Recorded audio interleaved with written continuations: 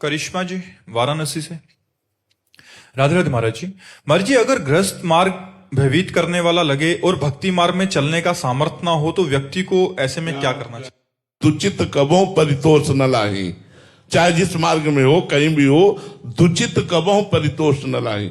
दो चित्त वाला कभी शांति आनंद को प्राप्त नहीं होता। पहली बात, गृहस्थ में भयावा कुछ नहीं है, कुछ नहीं भयावा है। भयावा है विरक्त में।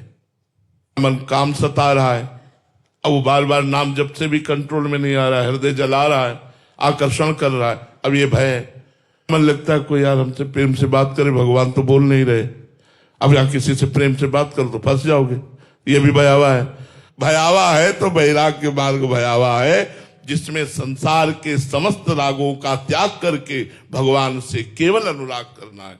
हमें लगता है गृहस्थ में जाना चाहिए, विरक्त में उसे जाना चाहिए जिसने जीवित मर जाए उलट याप में समाये, यह है दिलगिरी। जिंदा जो मरने के लिए तैयार, उसे वैराग्य में आना चाहिए। हर कष्ट सहेंगे, कभी किसी से कुछ नहीं कहेंगे, पूरा दृढ़ निश्चय, चाहे जितना कष्ट पड़े, ना भगवान से शिकायत और ना किसी से कहना और आप मिलो ना मिलो, मैं आपको छोड़ने वाला नहीं। पूरा जीवन ना मिलो, पूरा जीवन कष्ट दो तो भी मैं आपके ही चरणों में रहूंगा, आपका ही नाम जप करूंगा, आपका ही दास कहाऊंगा। ऐसा दृढ़ निश्चय इस मार्ग में चल सकता है।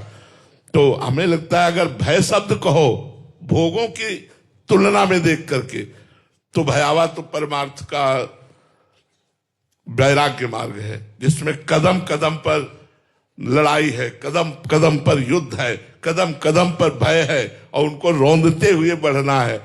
गृहस्थ धर्म में हमें लगता है भय नहीं है।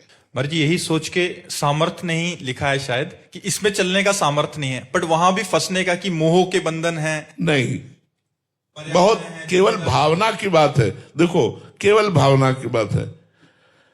अगर हम अपने पति को भगवान का स्वरूप मान लें, अपने छोटे छोटे बच्चों में भगवान की, गोपाल जी की भावना करके उनको खवाएं पिलाएं, दुलार करें, पढ़ाई आदि, अपने परिवार के पोषण के लिए हम धन कमाएं, परिवार हमें भगवान ने सेवा दी है, और नाम जप करें, तो गृहस्थी में क्या परेशानी है?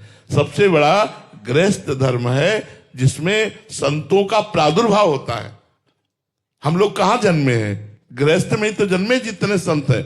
हम लोगों को कपड़े कौन देता है? किसी न किसी रूप में आकर गृहस्थ रूप में भगवान हमें वस्त्र देते हैं, भगवान हमें पैसे देते हैं, भगवान हमें भोजन देते हैं, भगवान हमारी व्यवस्था कर रहे हैं। वो गृहस्थ रूपी भगवान। भगवान मुरली रख के नहीं आते हैं, मुरली रख के नहीं आते, भगवान इन्हीं रूपों में आते हैं और हमें अर्थ देते हैं, हमें भोजन देते हैं, हमें वस्त्र देते हैं। तो आप सोचो, धन्य है वो गृहस्थ जो मेहनत करके कमाता है, अपने परिवार का पोषण करता है, भगवान का नाम जप करता है, साधु महात्माओं के उदर भरता है, उनकी साधना को पुष्ट करने के लिए उनके वास की व्यवस्था, उनके वस्त्र की व्यवस्था, और इसके बाद अभिमान नहीं, उनके चरणों में प्रणाम करता है। गृहस्थ धर्म सबसे बड़ा मूल है। इसी गृहस्थ से संत उपजते हैं, इसी गृहस्थ में भगवान का अवतार होता है। इसलिए ऐसा तो ना सोचो कि गृहस्थ धर्म से भगवत प्राप्ति नहीं होती, गृहस्थ धर्म केवल फंसाने वाला, ऐसा ना सोचो। हाँ, उनको फंसाने वाला है जो सत्संग नहीं करते, नाम जप नहीं करते, नशा करते, गंदी बातों में ही मन को लगाए रहते हैं। तो वो तो चाहे बाबा जी भी हो, चाहे गृहस्थ हो, तो फंसा फंसाया ही है। इसलिए मुझे लगता है कि आप हिम्मत करें, दो में एक को चुने और चलें। बीच में फंसने वाला ठीक नहीं रहता। बीच में तो बहुत ही दुचित कबों परितोष न लाई, एक मार्ग चयन कर ले। और प्रार्थना करेंगे कि एक मार्ग चयन करने में जल्दीबाजी न करें, बहुत सोच समझकर गृहस्थ में जाए, बहुत सोच समझकर विरक्त बने। जीवन में बहुत सी ऐसी परेशानियां आती हैं जिन परेशानियों को हम नहीं झेल पाते। कभी कभी ऐसी स्थितियां आती हो तो भगवान ही केवल बचाते, चाहे गृहस्थ हो चाहे विरक्त हो। तो हम भगवान का आश्रय लें और भगवान से पूछें कि हमें गृहस्थ में जाना है या विरक्त में जाना है। अगर आप ना निर्णय कर पाओ तो वो व्यवस्था कर देंगे।